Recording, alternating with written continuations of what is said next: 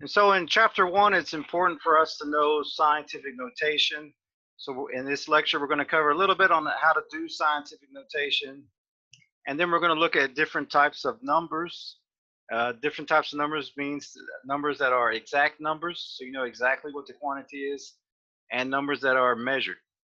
And with measured numbers, depending on your measuring device, you can have different number of what we call significant figures. And so that's where the term significant figures comes from. It comes from the number of digits in your measurement that are significant. They have meaning to it. And so we're going to talk about the different rules for significant figures and go through some examples as well.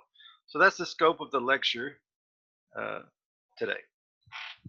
So with scientific notation, especially when you have very large or very small numbers, it's important to put things in scientific notation because it means it's easier to do operations when it's in scientific notation. And with scientific notation, we have a number between 1 and 9, so it has to be less than 10. And then we have an exponent part. And the exponent part is dependent on whether it's positive or negative, depends on whether it's less than 1 or greater than 1. So if it's less than 1, it's going to have a negative exponent. If it's greater than 1, it's going to have a positive exponent. So here, for example, we have 93 million, and we want to write it in scientific notation. Well, first, we'll do it the long way, and then I'll show you a shortcut for it. But the decimal part would be the 9 and the 3. That's where we get 9.3. And then the exponent part would be 10 million, which is 1, 2, 3, 4, 5, 6, 7 powers of 10. So it'd be 10 to the 7th. And that's where we get 9.3 times 10 to the 7th. Another way you can do this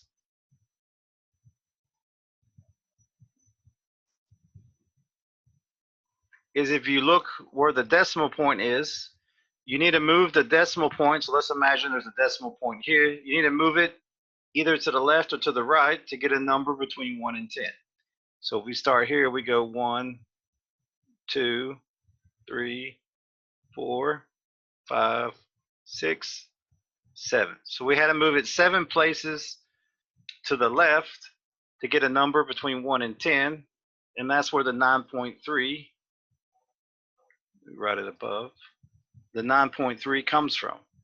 And then the exponent is based on the number of times you moved it to the left or to the right to get a number between 1 and 10. So we would here, since we moved it to the left 7 times, it would be 9.3 times 10 to the 7th. So whenever you move to the left, you're going to have a positive exponent. Whenever you move to the right, you're going to have a negative exponent. So here, if we have 156,000, so imagine there's a decimal point here. At the end, let's see how many places we need to move it to get a number between 1 and 10. So we go 1, 2, 3, 4, 5. So we move it 5 places to the left to get 1.56. So that's our decimal part. And since we moved it to the left 5 places, we get the exponent 5. So it'll be 1.56 times 10 to the 5th. So again, whenever you move to the left, you're going to get a positive exponent. In the next examples, when we move to the right, we're going to have a negative exponent. I apologize, the formatting is a little bit off. So here we have 0.0020. So we need to move this decimal place either direction to get a number between 1 and 10. So we start here, since it's less than 1, we have to move to the right. So we go 1, 2, 3. So we moved it 3 places to get a number between 1 and 10. This is 2.0. And since we moved it 3 places to the right, it's going to be a negative 3. And that's where the negative comes in from. And that's where we get 2.0 times 10 to the negative 3. Because we move to the decimal place to the right, it becomes negative. If we move to the left, it becomes positive. And you have to move it until you get a number between 1 and 10. But before 10, not 10.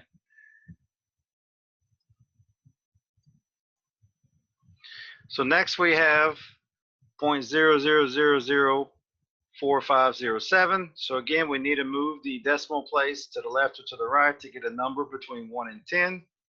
So we go 1, 2, 3, 4, 5, 6. So we move it 6 places to the right. That's where we get the 4.507. And then since we moved it 6 places to the right, it's going to be a negative sign, and we get negative 6. And that's where the 4.507 times 10 to the negative 6 comes from. And then in the next slide, we'll look at some practice problems, and then we'll take a pause for some questions.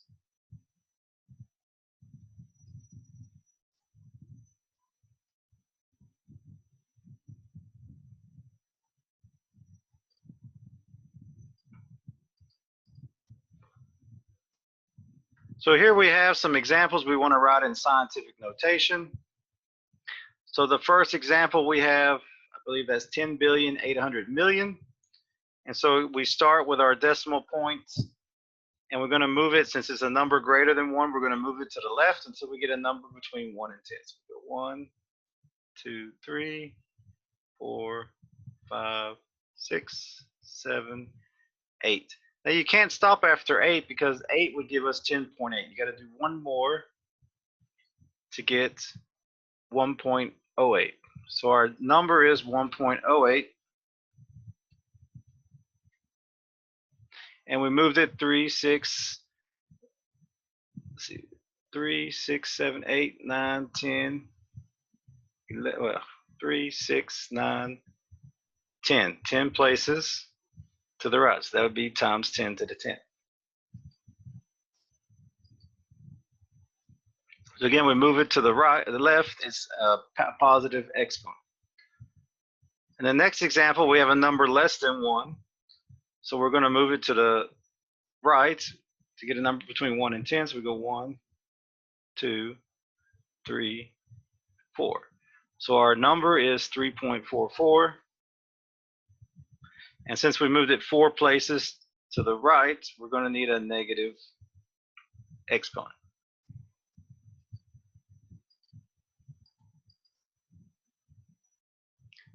And then the last example, we have 85,000. So again, since it's greater than 1, we got to move to the left. 1, 2, 3, 4. We get 8.5 times 10, and it's a positive because we moved to the left. 8.5 times 10 to the 4th.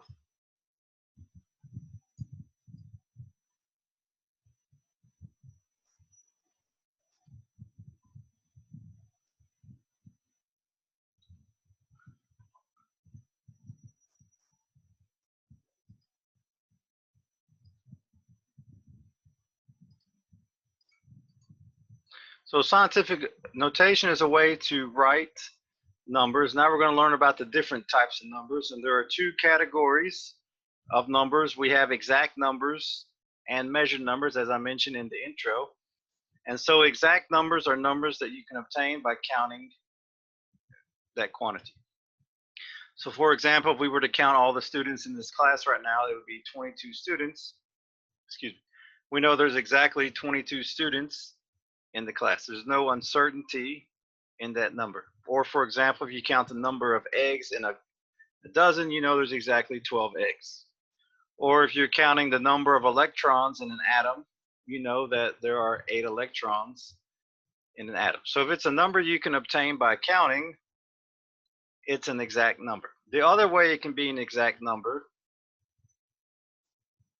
is when you have a conversion factor within the same system of measurement. So there are 2 systems of measurement, the metric system and the standard, or sometimes referred to as English system. And so as long as the conversion factors are within the same system of measurement, it's an exact quantity. So for example, centimeters and meters are the metric system, so this is an exact quantity. There are exactly 100 centimeters in 1 meter. 16 ounces in a pound, these are both standard system, so this is an exact quantity. They're exactly 16 ounces in 1 pound. 12 inches in a foot, again, this is the standard system or English system, so there's exactly 12 inches in 1 foot. And the same thing that goes for 1 mile is 5,280 feet. So if you're within the same system of measurement, aka the metric system only or the English/standard system, those are exact numbers. You know exactly what they are. There's no uncertainty with it. Now, the only conversion factor between the two that's exact is this 1 inch is 2.54 centimeters. Again, this is the only metric to standard/English conversion factor that's exact. All the other ones are measured numbers. So this is the only one that is an exact number. So there's not much to do with exact numbers. You just look if it's something that you can obtain by counting, it's exact, or if it's a conversion factor within the same system of measurement, it's exact. The discrepancy comes when we talk about measured numbers. And so measured numbers, as you'll do in the lab, is you obtain the number by using some measuring device. So for example, if you want to measure time, you look at a clock. You want to measure your weight, you look at a scale. If you want to measure the length, you look at a ruler, etc. But all of these types of devices have a degree of uncertainty in the measuring device. So there's only a certain number of digits that are significant. The rest are meaningless. So things like 50.1 miles, this means that this measurement's only known to the 10th place. Beyond that, we don't know anything about this number. 25.6 means we only know for certain it's 25.6. After that, we don't know what the next digit could be. 30 degrees Celsius means we know that for certain it's 30.0, but after that 0, we don't know what comes after it. So this limits the precision of our measurements. And so besides just measured quantities, metric to English conversion factors are measured numbers. So I'll give you a few examples of those. For example, 946 milliliters in 1 quart. That is a measured quantity. Or we can say another common one is 2.205 pounds in 1 kilogram. So these are measured numbers because they're between the metric and the English system. And again, the reason they're measured is because there's some uncertainty in the measurement. And the uncertainty is based on the measuring device that you use. The more precise the measuring device, the more certainty you have in the measurement.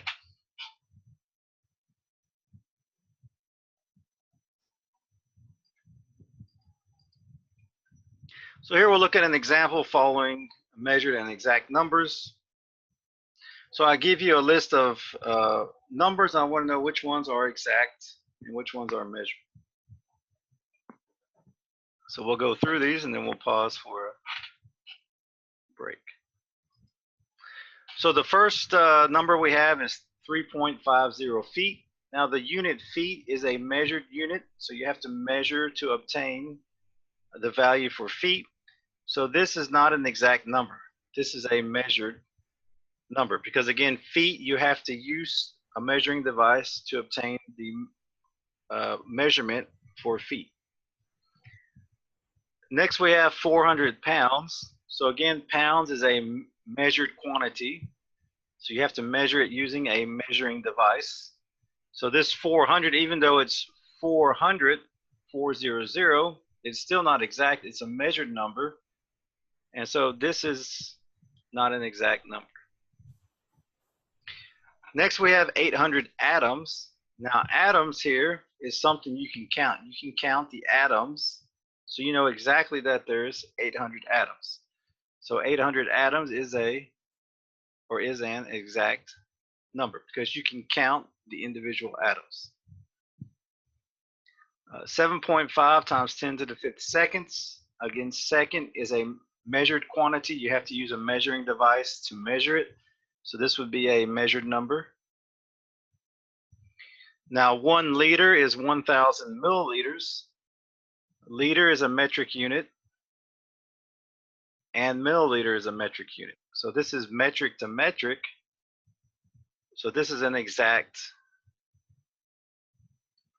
number because it's within the same system of measurement. Next we go to 1 yard is 0.9144 meters. Yard is the standard unit, and meter is the metric unit. And so here we're going from standard to metric, and so this one is a measured number. It's not exact because again we're going from standard to metric. There's only one of those that's exact, and it's not this one. It's the inch to centimeter. And then lastly we have 1 pound is 454 grams. So again, pound is the standard system, gram is the metric system. So we're going from standard to metric. So again, this is a measured number. So the only two that are exact numbers is the 800 atoms, and the 1 liter is 1,000 milliliters. So with measured numbers, we need to talk about significant figures. And so with significant figures, as we'll learn when we do measurements, it's the certain digits plus one uncertain digit. And so when we get into the lab, and maybe we'll talk a little bit about it today, we'll show you how you get the certain digits and one uncertain digit from a measuring device. That's something to come later. But once we have a measured number, there are rules to determine the number of significant figures for it.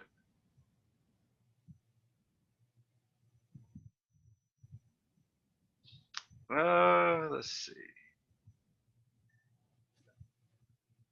So one says much better. One says still blurry.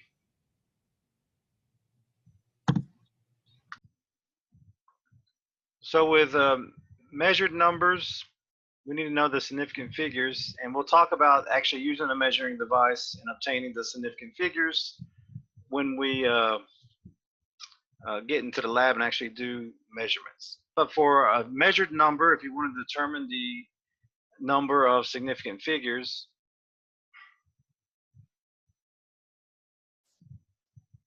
there are some rules to determine that.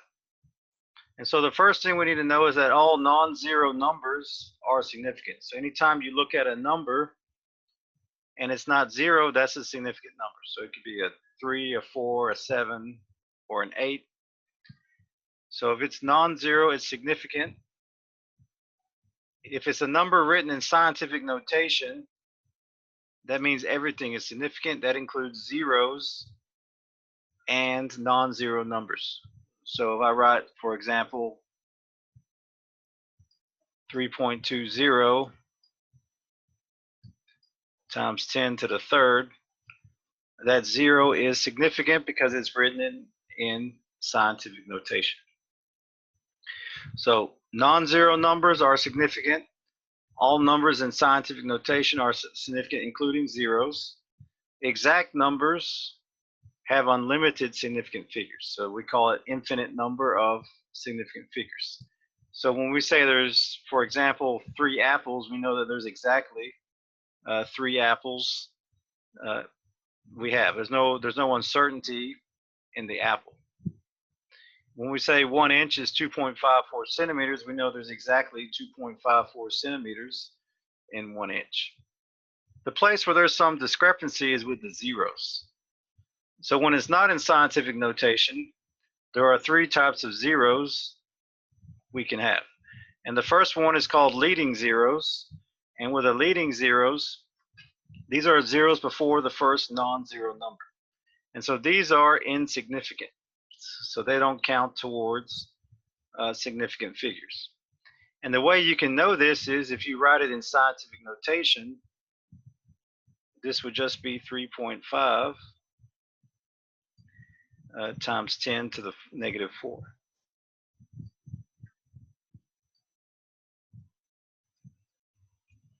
And you notice that those zeros are not there. It's just the 3 and the 5. So leading zeros are not significant figures. That means they come before the first non-zero number.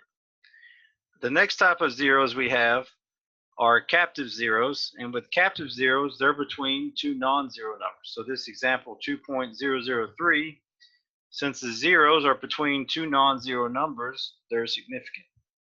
So in this example, there would be 4 significant figures. And then the last type of zero is the trailing zeros.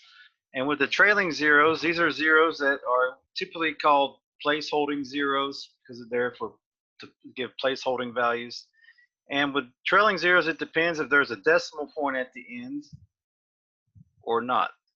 So if there is no decimal point, trailing zeros are not significant. So in the first example here, the 100 would only have 1 significant figure. But in the second example, when we add a decimal point there, then all of these zeros are significant.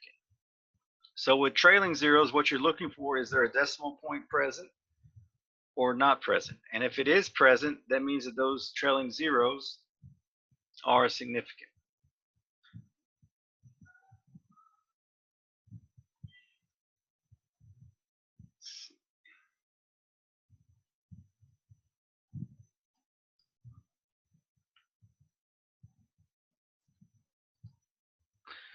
So I'm going to look at a few examples of some numbers, and we're going to determine the number of significant figures in each one of these numbers, and then we'll look at the rules for rounding. So in the first set, I have 6 numbers, and we want to determine the number of significant figures in each of them. So the first number is 0.00305. And the 3 zeros before the 3 are what we call leading zeros, so those are insignificant because they're before the first non-zero number. The 3 is significant and the 5 is significant because they're non-zero digits. And this 0 between the 3 and the 5 is significant because it's a captive 0. So this number has 3 significant figures. We move on to the second example. We have 1.0008. So the 1 and the 8 are significant because they're non-zero numbers. And these 3 zeros between the 1 and the 8 are captive zeros. And captive zeros are significant. So this would have 5 significant figures. Now moving on to the third example, we have 505,000. So again, the 2 5s are significant, and the 0 between the 2 5s is significant because it's a captive 0. It's between 2 non-zero numbers. But these 3 zeros to the right of the 5 are insignificant because they're trailing zeros and there's no decimal point at the end. So this one would have 3 significant figures. Next we go to 12,000. Again, the 1 and the 2 are significant because they're non-zero numbers. Then we have these 3 zeros followed by a decimal point. And so since there's a decimal point at the end, all of these zeros are significant. So this would have 5 significant figures. Next we have 0.00004570. Well, again, the leading zeros are insignificant, so we can mark those off.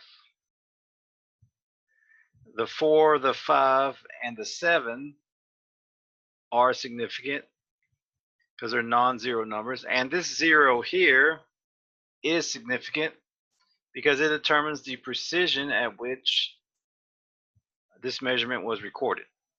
So when you have a number less than 1 and there's a 0 at the end of that number, that 0 is significant. So if you were to write this in scientific notation, it would be 4.570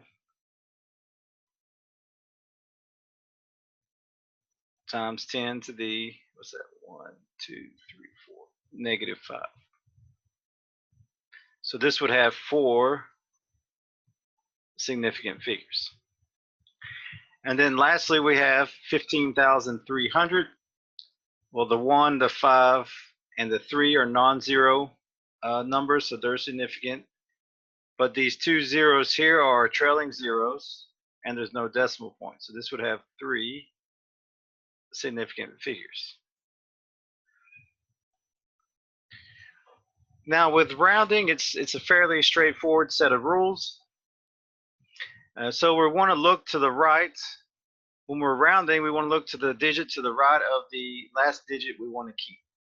So for example, if we have 19.234 and we want to round this to 4 significant figures. So we look to the digit to the right of the last digit we want to keep, and if it's less than 5, we just dropped that digit and we just keep the last remaining digit as it is that we want to keep. If it's greater than 5, we round up. So since this is 4, we're just going to drop the 4 and we get 19.23. Now if we look here, we have 12.757. We want to keep 4 significant figures, so we want the last digit we want to keep is the 5. After the 5 is a 7. So since it's greater than 5, we round the 5 up to a 6. So this would be 12.76. The only kind of sticking point is when you have a rounding where it's the rest of the digits is exactly 5. So for example, here we have 2.34. We want to keep 3 significant figures. After the 4, it's exactly 5. So this, again, this section here is only when it's exactly equal to 5. So since it's exactly equal to 5 and the digit we want to keep is even, then we just drop the 5 and it's 2.34. Now if the last digit we want to keep is odd and it's exactly 5 after it, then we round up 1 to 3.462. And again, this is only for when the digits after the last digit you want to keep is exactly 5. If it, for example, if it was 5, 2, that's greater than 5. So you wouldn't do this. It's only when it's exactly 5 do you do this rule at the end.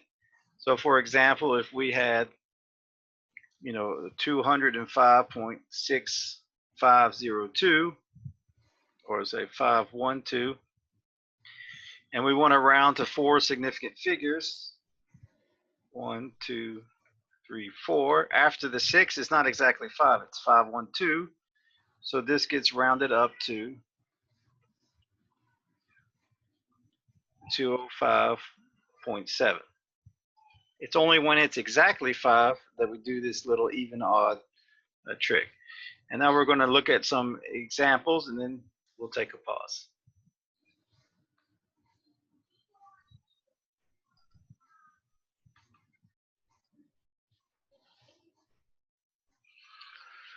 So here we have a little bit of some examples to look at. So the first problem wants us to write it in scientific notation, this number. The second one, we want to do some multiplication involving exponents. And the third one, we want to determine the number of significant figures that we have in each number. So in number 1, we want to write this number in scientific notation. So you'll notice that this number is less than 1, so we have to move the decimal place to the right until we get a number between 1 and 10. So we go 1, 2, 3, 4. So after we move it 4 places, we get 7.80350. Now you have to include all of that because all of those digits are significant. Times 10 to the negative 4 because we moved 4 places to the right.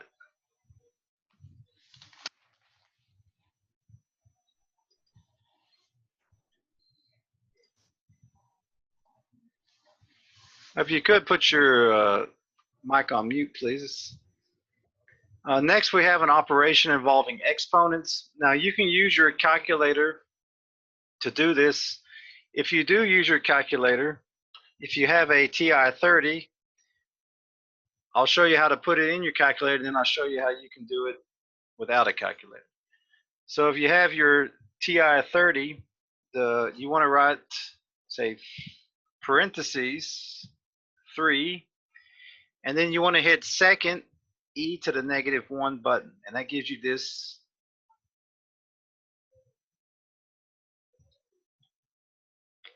e value, not that one, it's the capital E, and then you put 7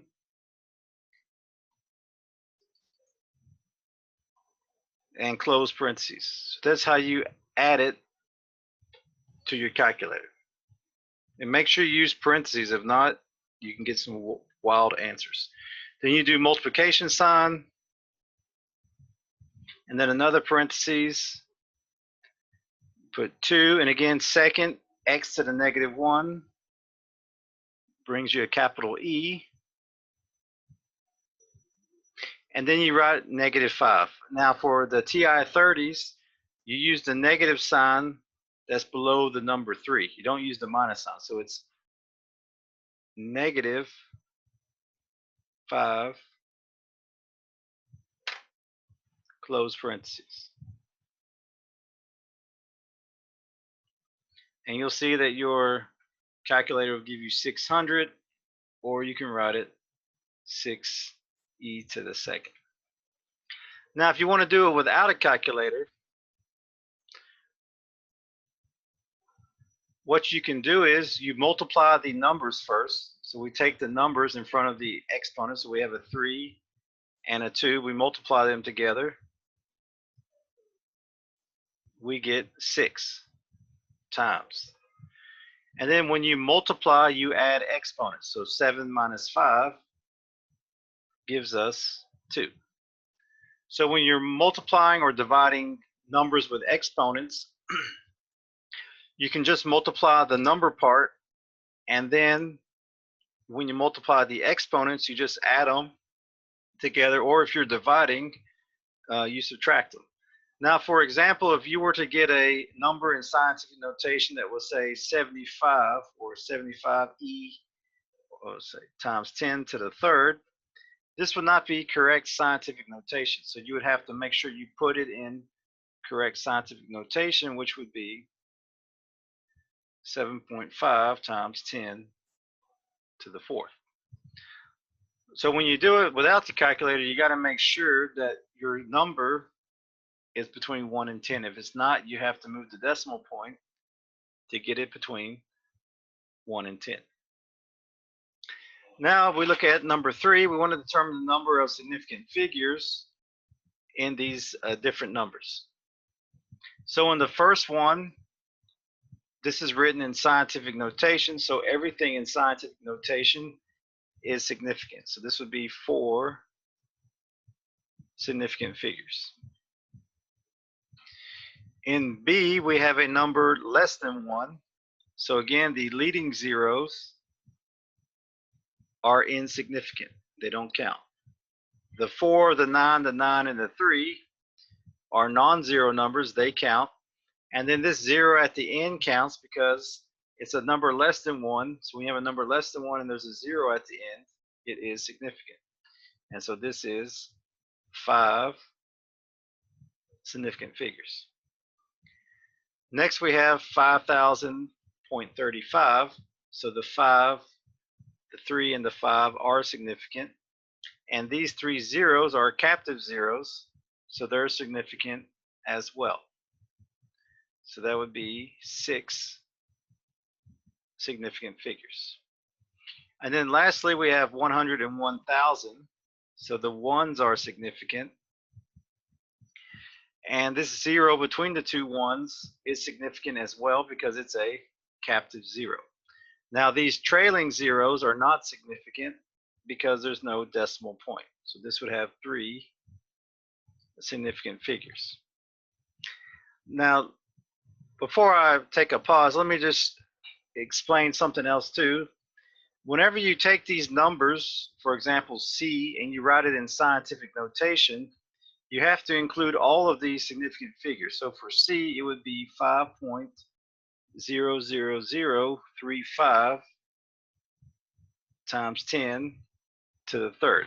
So anytime you take a normal number and put it into scientific notation, you have to include all of the significant figures. So for example, for D, it would be 1.01 times 10 to the fifth. So you have to include the 1.01.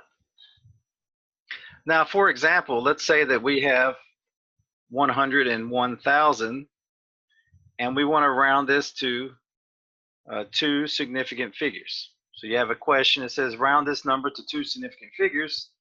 Well, obviously you can't just put 100,000 because this would be incorrect. It would have 1 significant figure.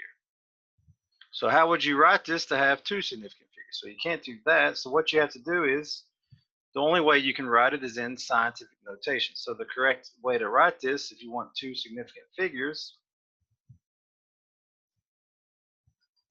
is 1.0 times 10 to the fifth. And this is the only way you could write this answer, because this has 2 significant figures, whereas the one I wrote above it only had 1 significant figure.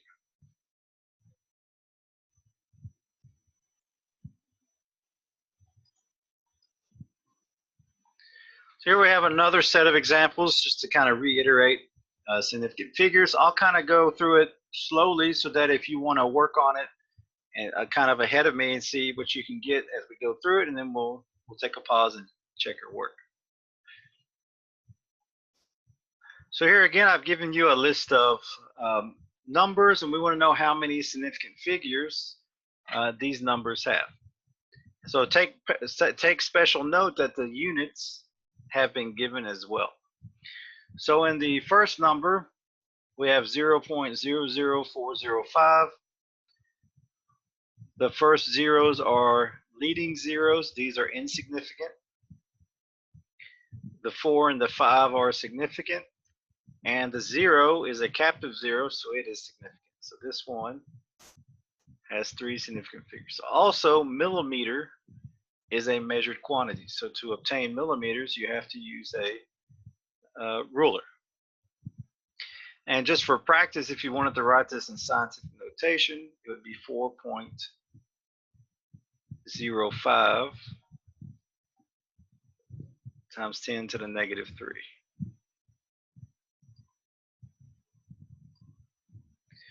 Now we move on to B. We have 100,500 meters per second. So again, the 1 and the 5 are non-zero numbers. They're significant. The zeros between the 1 and the 5 are captive zeros, so they're significant as well.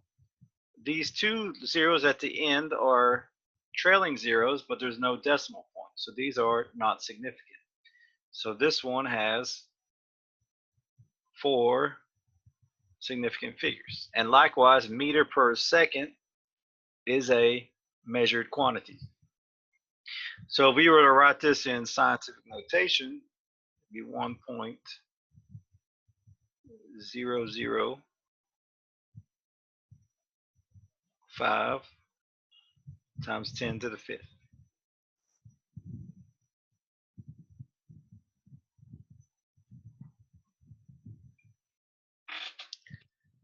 In C, we have 8.50 times 10 to the 8th. So this is already written in scientific notation, and kilogram is a measured quantity. So all numbers in scientific notation are significant. So this is 3 significant figures. Now, if we were to take this and write it in decimal form, we'll go backwards now just to show you how that's done. So we have 8.50. So what the 8 means is you got to move now the decimal point 8 places to the right. So we go 1, 2, 3, 4, 5, 6, 7, 8. And so each one of those we add a 0. So 1, 2, 3, 4, 5, 6. But there's no decimal point at the end because these zeros are not significant. So this would be 85 million. So that's actually how you write it from scientific notation back into normal notation. Next we have 4,500 grains. At first glance you may say, hey, this has 2 significant figures because these trailing zeros have no decimal point. But here we have to look at the unit grains. So grains are, you can count each individual grain, so you know there's exactly 4,500 grains. So this would be an exact number. It would have an infinite number of significant figures because grains you can count just like atoms or apples or protons. You can, since it's exact, it has an infinite number of significant figures. And then lastly, we have 1,050. The 1 and the 5 are significant. The 0 between the 1 and the 5 is significant because it's a captive 0. And this trailing 0 is significant as well because there's a decimal point at the end. So this would have 4 significant figures. And if we were to write this in scientific notation, it would be 1.050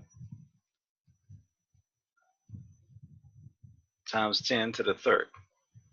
And again, feet is a quantity you can measure. Thank you.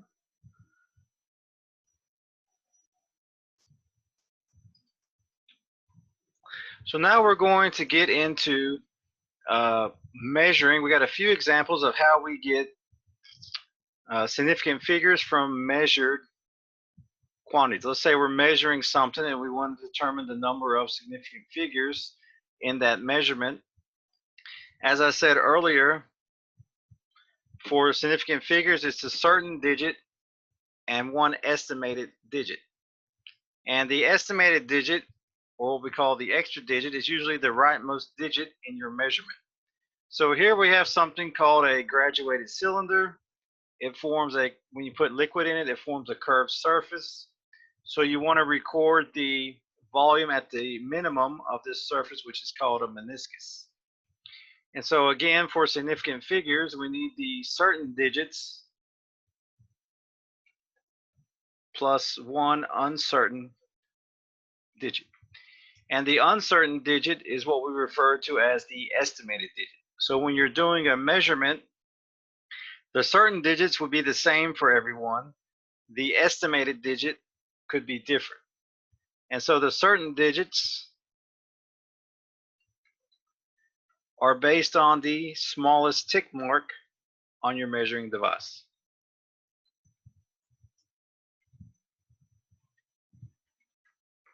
So you look at your measuring device, the smallest tick mark will tell you how precise you can measure your certain digits. So when we look at this graduated cylinder, you know, from 50 to 60, there's 10 tick marks. So each tick mark represents 1 milliliter. So for certain, we know this measurement down to the ones place. So we look here, we know for certain it's 50, 51, 52, and 53. So these are our certain digits. Next, we have to do our estimated digit. And this is where you and I could differ. So if you think it's exactly or close to 53, you could say 53.0. Now, if you thought it was, say, between 53 and 54, you could say 53.5. These are the common estimates, is a 0 or a 5. But you could also say, for example, if someone put 53.1, that would also be acceptable, or even 53.2, because again, whether it's a 0, 1, or a 2, those are the estimated digit. So that can differ depending on the observer, but the certain digits are the same. Yes. The main thing to note here is anytime you use this graduated cylinder, you should have 3 significant figures, 2 certain digits and 1 uncertain digit. Look at another example. So here we're measuring a piece of paper and we're using a ruler. Just imagine that this paper and ruler continue down to the 0 mark. And so we want to know the certain digits and uncertain digit to get our measurement. So if you look here, this ruler is in centimeters. And so the big tick marks represent 1 centimeter. And between the 12 and the 13, we have 10 tick marks. So the smallest tick mark is 0.1 centimeters.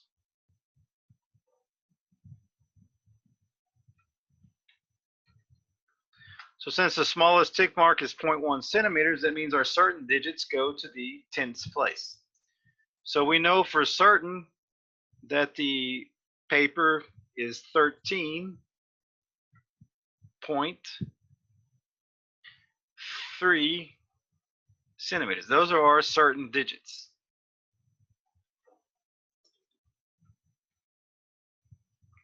Now we have to estimate the next placeholder. So this is where you and I could differ.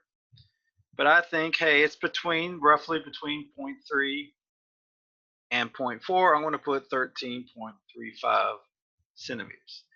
Now you could have put 13.34 or say 13.36 or even 13.37. Regardless, in this measurement, you have to have 4 significant figures, 3 certain digits, 1 uncertain digit. So the certain digits will be the same. The uncertain digit could be different.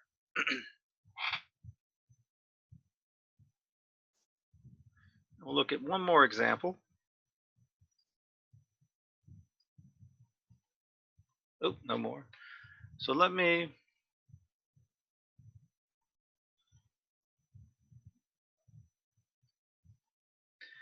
So the last thing dealing with significant figures is how do we get significant figures when we do calculations? So when you do addition and subtraction, how do we determine the number of significant figures in our answer? And when we do multiplication and division, how do we get the number of significant figures in the answer? Well, with addition and subtraction, the answer is based on the number in the operation with the fewest significant decimal places. So what do we mean by that? Is here we have 12.5 and 2.567. And so here the 12.5 has the smallest significant decimal place is the tens place. Whereas 2.567, the smallest significant decimal place is the thousandths place. So when we get this answer, we have to round it to the tens place. And so the answer becomes 15.1.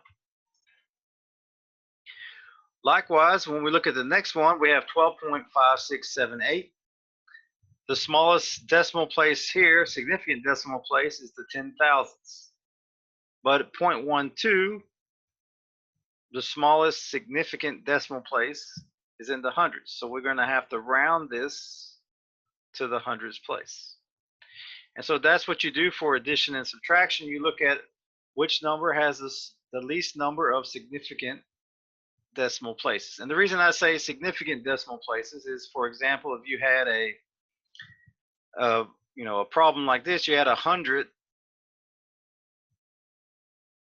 plus 2.5, for example. and you want to know what this would be as an answer. So when you put it in your calculator, it gives you 102.5. However, when you look at the significant decimal places, well, the 100 is only significant in the hundredths place, whereas 2.5 is significant in the tenths place. So you would need to round it to the hundredths, the hundredths place. So it'd still be 100. So that's what we mean by significant decimal place. So with addition and subtraction, your answer will have the number of significant decimal places with the one with the least number in it. Now with multiplication and division, it's a little bit easier. All you have to do is look at each number in the operation and determine which one has the fewest significant figures, and that's going to dictate your answer. So in this operation here, 12.34 times 3.5, 3.5 has two significant figures, so we rounded to 43. Now since the 4 and 3 are non-zero numbers, you don't have to include the decimal point if you don't want to, because non-zero numbers are always significant. Next, if we take 2.3476 and divide it by 5.67, your calculator spits out this very long number. But you'll notice here that the number with the fewest significant figures is 5.67 with 3, so we would round it to 3 significant figures, which we get 0.414. And so that's what we're doing with multiplication and division. We're looking at the original numbers. You got to look at the original numbers and determine which one has the fewest or fewer significant figures. That's going to tell you the number of significant figures in your answer.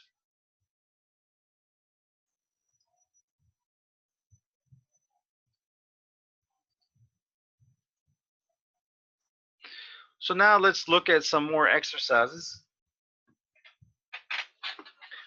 So again, I've been doing a lot of significant figures examples, so you can kind of see the process in it. So in the first set of examples, we want to know how many significant figures are in each. So again, we have 3,050. The 3 and the 5 are significant. The 0 between the 3 and the 5 is significant because it's a captive 0. But this 0 at the end is a trailing 0 and there's no decimal point. So this has 3 significant figures. Next, we have a number less than 1. So the leading zeros are not significant. The 4, the 5, and the 3 are significant, and the 0, since this is a number less than 1, the 0 at the end is significant. So this would have 4 significant figures. And just for practice, I'll put it in each one in scientific notation so you can see it. Maybe squeeze it in right there.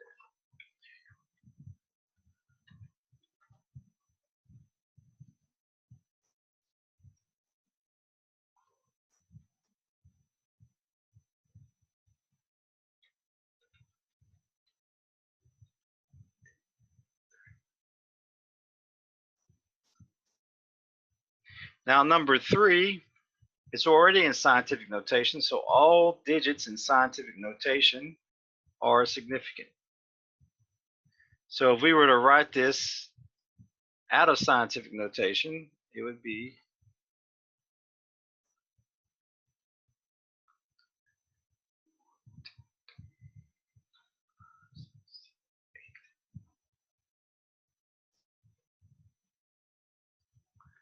454 million.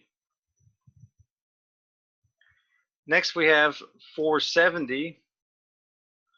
The 4 and the 7 are significant, but this trailing 0 is no decimal point, so it is not significant. So this would have 2 significant figures. Now if we wrote this in scientific notation, it would be 4.7 times 10 to the second.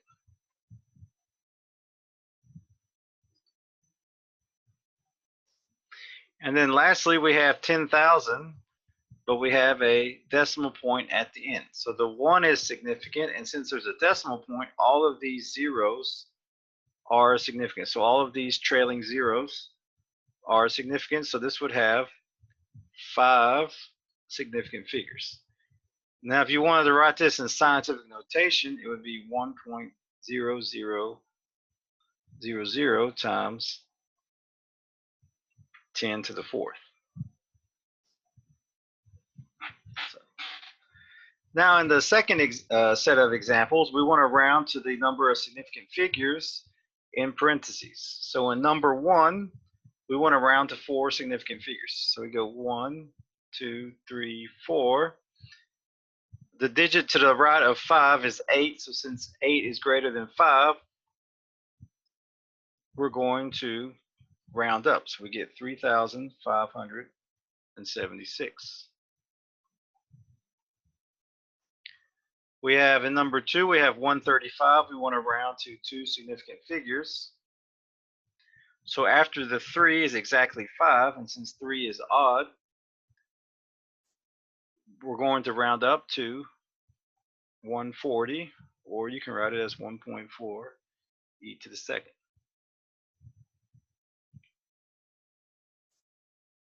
Next, we have a number less than 1, so all of these leading zeros are not significant. So you don't start counting 3 significant figures until you get to the 5. So it's 5, 6, and 8. After the 8 is a 2, so we're just going to drop the 2 and the 3. So we get 0.00568. Or you can write it as 5.68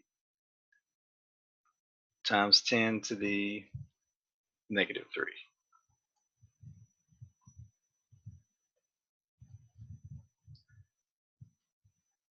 Next, we have 5,756. We want to round to 3 significant figures. 1, 2, 3. After the 5 is the 6. So we round it up to a 6. We get 5,760. Now, if you were to write this in scientific notation, it would just be 5.76 times 10 to the third. And then the last set of examples, we want to determine the answer of these operations to the correct number of significant figures. So in the first one, we have multiplication. And so we have a number with 4 significant figures and a number with 2 significant figures. Because remember, this 0 here is not significant. So our answer should have 2 significant figures. So it turns out to be 41. Next, we have 86.527 minus 1.2. So the first number has significant decimal places to the thousandths place, whereas the second number only to the tenths place. So this answer would be rounded to the tenths place, so 85.3.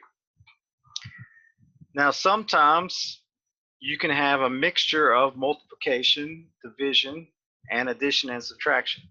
So when you have a mixture of both types of operations, so let's say in this example we have subtraction and division, all you have to do is look at all the original numbers and determine which number has the fewest significant figures. And so out of all these numbers, 7.08 has the fewest significant figures, so our answer should have 3 significant figures. So when you have multiple operations, the least certain measurement or number sets the limit of the certainty in the final answer. So again, when you have a combination of addition, subtraction with multiplication and division, all you got to do is look at the number with the fewest or fewer significant figures. And then one other point I'd like to make is when you have, especially later on in the semester, when you have multi-step calculations, you always want to wait till the end to round, not in the middle, because if you round in the middle, it can cause error in your answer.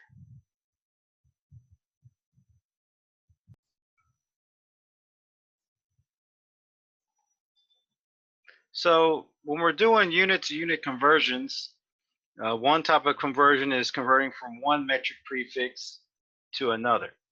And so there are many types of metric prefixes. So the prefix signifies an exponent power of the base unit. So the base unit, for example, could be something like grams, meters, seconds.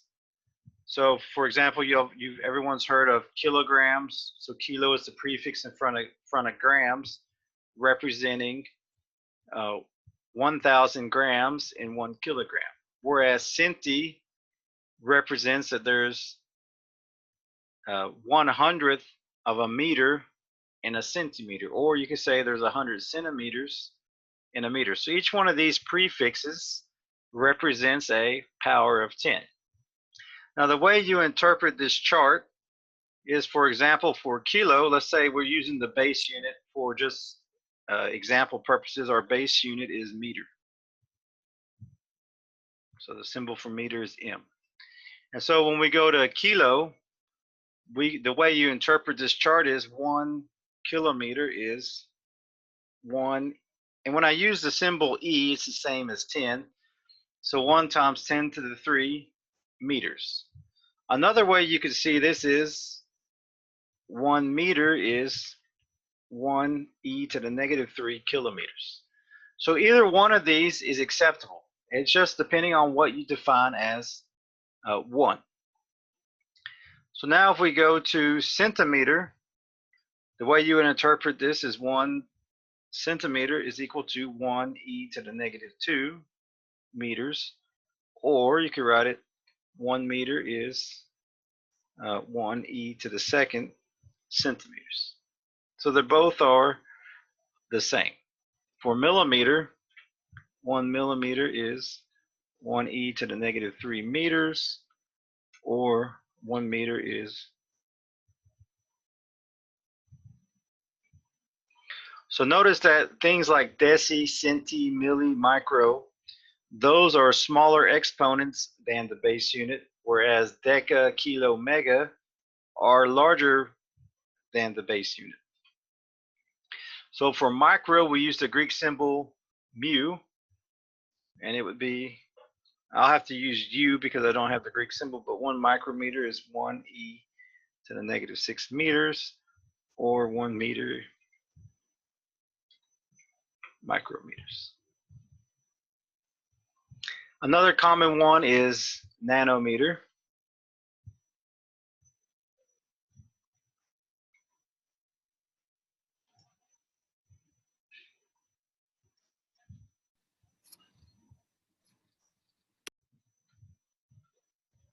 And so this is how you interpret these so-called multipliers. And so what I have at the far right are what we call conversion factors. I'll just do one more with picometer.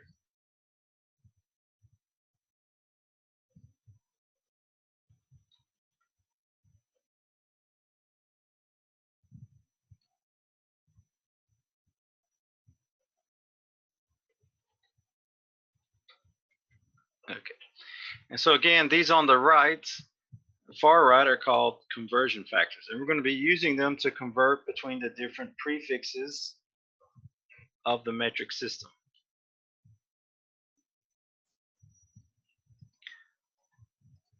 So before we begin this example, let me do a simpler example where we're going to take, let's say we have 6.7 e, or 10, you could say, to the 5th nanometers, and we want to convert to meters.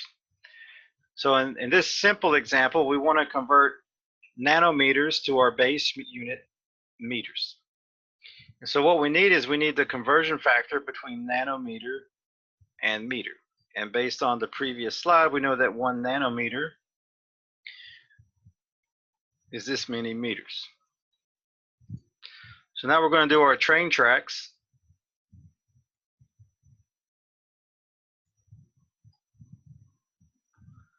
And we're going to start with nanometers. So we write that here, 6.75.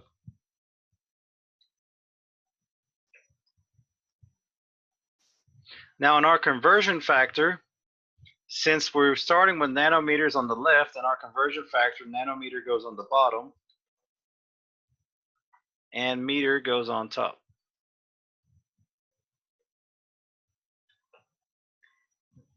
And you'll notice since there's a nanometer on top and a nanometer on the bottom, they cancel out. And again, when you do metric to metric conversions, the number is not going to change. So we're still going to have 6.75. The only difference is the exponent. So again, when you multiply, you're going to add the exponents. And so when you take 10 to the 5th times 10 to the negative 9, if you add them together, you get 10 to the negative 4. Because again, when you multiply, you add exponents, so 5 minus 9 gives us negative 4, and this is meters. So since nanometer is smaller than meters, when you convert from nanometers to meters, your exponent power should decrease. And you saw ours went from 10 to the 5th to 10 to the negative 4. So if we're just converting from one prefix to the base unit, this is how we do it. Now in the above example, we're going from decimeter to picometer. So here we're going to need two conversion factors, the one for decimeter and the one for picometer.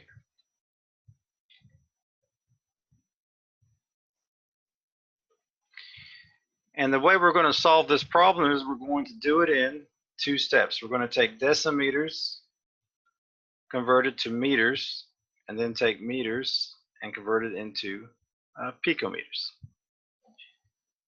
Now there's different ways you can do this. I want to do it in two steps, but you're welcome to do it in one step if you want. So the first step I'm going to do is convert decimeters to meters. And so we start with our decimeters. In the conversion factor, decimeter goes on the bottom because we're starting with it on the left, and meters goes on top.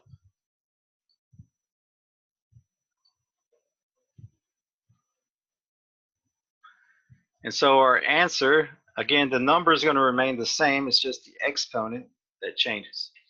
So 10 to the negative 5th times 10 to the negative 1, you add the exponents. That gives us negative 6 meters. And again, this makes sense because meter is bigger than decimeter, so our exponent power should decrease. And then in the second step, we're going to take meters and convert it to picometers. So since we're starting with meters here, it goes on the bottom, and picometer goes on top.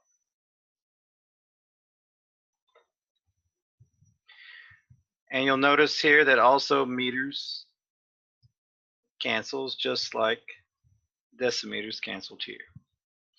So when we divide, we subtract exponents. So again, the number is not going to change. It's still going to be 8.7. But when we divide, we subtract. So negative 6 minus the negative 12 gives us 6. And so there'd be 8.7 times 10 to the 6 picometers. Now, if you notice here, decimeter is a larger prefix than picometer. So since we're going from a large prefix to a small prefix, our exponent power should increase. And it did. So that means we did it correctly.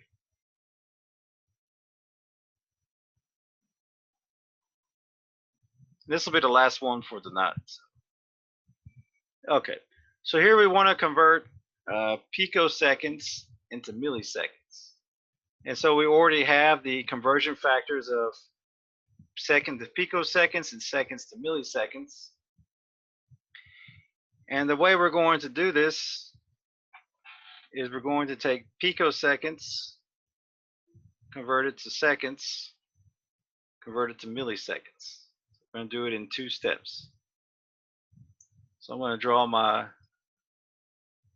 train track.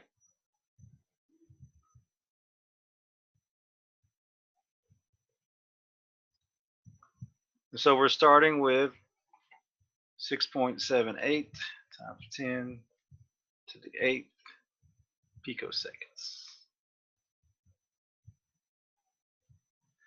Now, since we're starting with picoseconds, it goes on the bottom in our conversion factor. So 1 times 10 to the 12th picoseconds in 1 second. And so again, the number is not going to change. It's just the exponent. So since it's 10 to the 8th divided by 10 to the 12th, we subtract exponent. So 8 minus 12 gives us -4. And this is seconds. So that's step 1, converting from picoseconds to seconds. Now in step 2, we want to convert seconds into milliseconds. So since we're starting with seconds, it goes on the bottom. And milliseconds goes on top.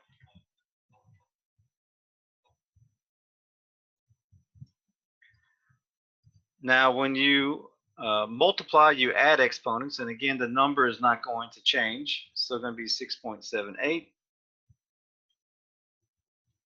So when we multiply 10 to the -4 times 10 to the 3rd, we add the two exponents, it becomes -1.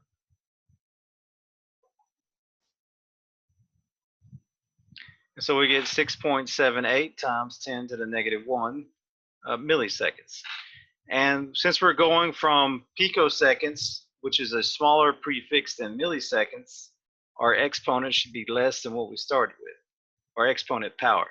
So we started with a power of 8, we ended up with a power of -1. So that tells us we're at least in the right direction as far as the exponent power.